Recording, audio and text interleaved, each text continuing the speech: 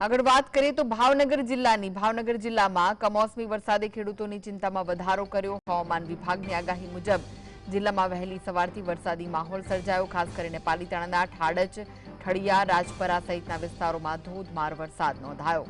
આ વરસાદના કારણે વાતાવરણમાં ઠંડક પ્રસરી હોવા છતાં ખેડૂતોમાં ઉનાળુ અને બાગાયતી પાકો જેમ કે ડુંગળી, તલ, બાજરી, કેરી, લીંબુ અને કેળને નુકસાન થવાની ભીતિ વધી છે। તળાજા શહેર આજુબાજુના વિસ્તારોમાં પણ સવારથી જ વરસાદ વરસ્યો છે।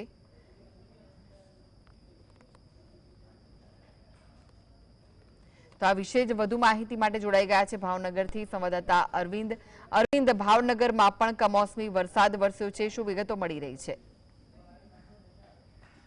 ચોક્કસથી કૃષ્ણા, જે પ્રમાણે હવામાન વિભાગ દ્વારા જે આગાહી આપવામાં આવી હતી જેમાં ભાવનગર જિલ્લાનો પણ સમાવેશ થાય છે। ખાસ કરીને હવામાન વિભાગની આગાહીના પગલે ભાવનગર જિલ્લાના જે તળાજા અને પાલિતાણાના જે ગ્રામ્ય પંથકો તે ગામડાઓમાં આજે વહેલી સવારે ધોધમાર વરસાદ પડ્યો હતો। જોકે ગઈકાલથી જ ભાવનગર જિલ્લાના વાતાવરણમાં પલટો જોવા મળ્યો છે। વાદળછાયું વાતાવરણ છે।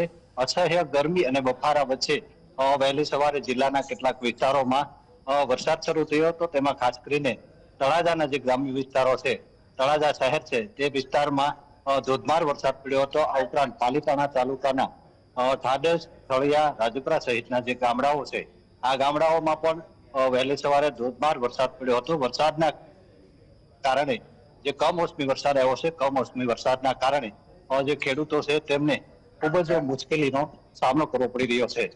ખાસ કરીને જે પાકો છે તેમાં બાજરી, કેળ, આંબો, કેરી વગેરે જે પાકો છે તેને નુકસાની થવાની ભીતિ સેવાઈ રહી છે। કૃષ્ણા જી અરવિંદ, કેટલા હેક્ટરમાં વાવેતર થયું હતું ને કેટલું નુકસાન થયું છે ને ખેડૂતો શું કહી રહ્યા છે? ચોક્કસથી જે પ્રમાણે ખેડૂતો કહી રહ્યા છે તે પ્રમાણે જે બાજરીનો પાક છે, તલનો પાક છે, તે લણણી ઉપર પાક આવી ગયો છે। લણણીના કારણે જે લણેલો પાક હોય છે, વાઢેલો પાક હોય છે, તે ખેતરમાં રાખવામાં આવ્યો હતો, જેના પર કમોસમી વરસાદ થવાના કારણે જે તલ છે તે પલળી જવાથી કાળા પડી જવાની, બાજરી છે તેમાં ફૂગ લાગી જવાની ભીતિ સેવાઈ રહી છે। આ ઉપરાંત જે કેરીનો પાક છે તેમાં પણ ખરી જવાનો જે મુશ્કેલીઓ જોવા મળી રહી છે। કૃષ્ણા જી અરવિંદ, જે વરસાદ વરસ્યો છે, કમોસમી વરસાદ વરસ્યો છે, તેના કારણે ખેડૂતોને જે નુકસાન તો થયું છે, પરંતુ ખેડૂતોએ શું કોઈ સહાયની માંગ કરી છે ખરી સરકાર પાસે? અને કયા વિસ્તારો વધુ પ્રભાવિત થયા છે, કયો પાકને વધુ નુકસાન થયું છે? ચોક્કસ કૃષ્ણા, જે પ્રમાણે ભાવનગર જિલ્લાના પાલિતાણા, તળાજા, ભાવનગર શહેર આજુબાજુના જે ગ્રામ્ય વિસ્તારો છે, આ વિસ્તારોમાં અગાઉ પણ માવઠું આવ્યું હતું, ભારે પવન આવ્યો હતો, જેના કારણે પાકને નુકસાન થયું હતું। જ્યારે આ બીજી વાર માવઠું આવ્યું છે તેના કારણે પણ પાકને વ્યાપક નુકસાન થયું છે, જેને લઈ ખેડૂતો પણ સહાયની માંગ કરી રહ્યા છે। જી આભાર અરવિંદ, સમગ્ર માહિતી